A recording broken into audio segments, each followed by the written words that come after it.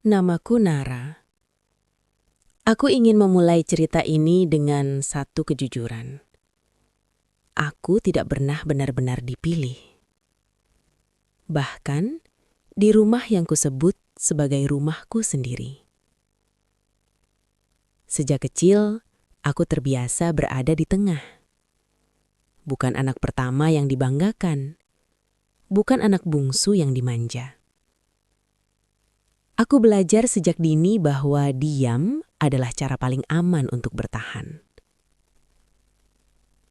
Aku tumbuh menjadi perempuan yang pandai mengalah, pandai memahami, pandai menunggu. Ketika aku menikah dengan Braka, aku berpikir hidupku akan berubah. Aku percaya pernikahan adalah tempat di mana seseorang akhirnya dipilih. Tanpa harus bersaing, tanpa harus menunggu giliran. Hari pernikahan itu aku tersenyum. Aku yakin akhirnya ada seseorang yang memilihku sepenuh hati. Tahun-tahun awal pernikahan kami berjalan biasa. Tidak penuh kejutan, tidak romantis berlebihan. Tapi cukup membuatku merasa aman. Aku memasak, aku membersihkan rumah, aku mendengarkan keluh kesahnya sepulang berja. Aku menyesuaikan hidupku dengan hidupnya. Aku selalu ada. Namun pelan-pelan aku mulai merasakan sesuatu yang tidak bisa kujelaskan. Aku masih di rumah yang sama, tidur di ranjang yang sama. Tapi rasanya aku sendirian. Raka mulai sibuk. Ia sering berkata lelah, sering berkata nanti. Dan aku, seperti biasa, mengerti. Aku menunggu tanpa bertanya. Aku memahami tanpa diminta. Aku mengalah tanpa dihargai. Aku mulai menyadari bahwa keberadaanku hanya dianggap pasti, bukan penting. Dan sejak saat itu, aku mulai merasa aku tidak pernah benar-benar dipilih. Rumah kami tidak pernah sepi.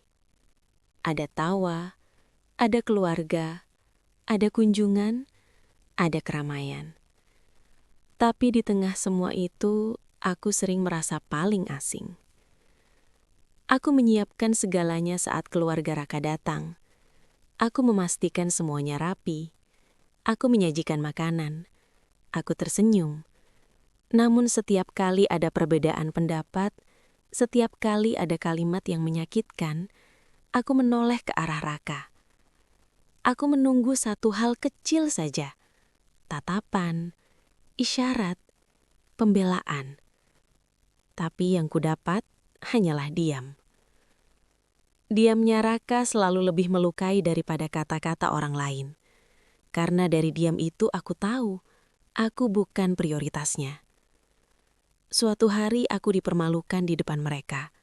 Bukan dengan teriakan, bukan dengan hinaan kasar, hanya dengan kata-kata meremehkan. Aku menunduk, aku tersenyum, aku menahan air mata. Malamnya aku bertanya pelan, "Kenapa kamu tidak membelaku?" Raka menjawab tanpa emosi, "Aku tidak mau memperpanjang masalah." Aku mengangguk. Aku lagi-lagi mengalah. Sejak hari itu aku berhenti berharap dibela. Aku belajar menahan segalanya sendiri.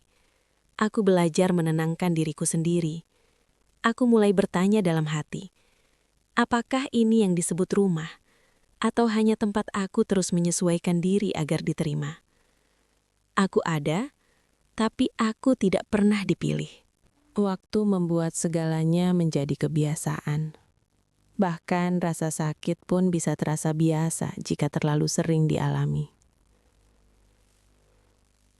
Aku berhenti meminta waktu, berhenti meminta perhatian, berhenti berharap dicari. Aku menjalani hari seperti mesin, bangun, mengurus rumah, menunggu malam, tidur. Aku tersenyum di depan orang lain. Aku mengatakan bahwa semuanya baik-baik saja. Aku menjadi pandai berbohong tentang perasaanku sendiri. Suatu hari Raka pulang membawa keputusan besar tentang hidup kami, tentang masa depan kami, tentang rencana yang tidak pernah melibatkanku. Ia bercerita dengan penuh semangat, dan aku mendengarkan. Tidak ada pertanyaan, menurutmu bagaimana? Tidak ada kalimat, kita bicarakan bersama. Aku lagi-lagi hanya pendengar. Malam itu aku duduk sendiri di kamar. Aku menatap cermin lama sekali. Aku hampir tidak mengenali perempuan di hadapanku. Matanya lelah, senyumnya dipaksakan, dan hatinya kosong. Aku bertanya pada diriku sendiri, kapan terakhir kali aku dipilih? Kapan terakhir kali aku didahulukan? Kapan terakhir kali aku merasa berarti? Untuk pertama kalinya, aku menangis tanpa berusaha diam. Bukan karena marah, tapi karena aku sadar, aku telah terlalu lama menghilang demi orang lain. Pagi itu aku bangun dengan perasaan berbeda. Bukan karena berani, bukan karena kuat, tapi karena lelah. Aku menyeduh teh, aku duduk tenang, dan saat Raka bersiap pergi, aku berkata, aku ingin bicara. Aku tidak menyalahkan, aku tidak menuntut, aku hanya jujur. Tentang perasaan tidak dipilih, tentang selalu mengalah, tentang diam yang melukai. Raka terdiam lama. Untuk pertama kalinya, ia benar-benar mendengarkan. Ia berkata, aku tidak sadar sejauh itu. Aku tersenyum tipis, karena aku selalu membuat semuanya terlihat baik-baik saja. Hari itu tidak mengubah segalanya. Tidak ada janji besar, tidak ada keajaiban.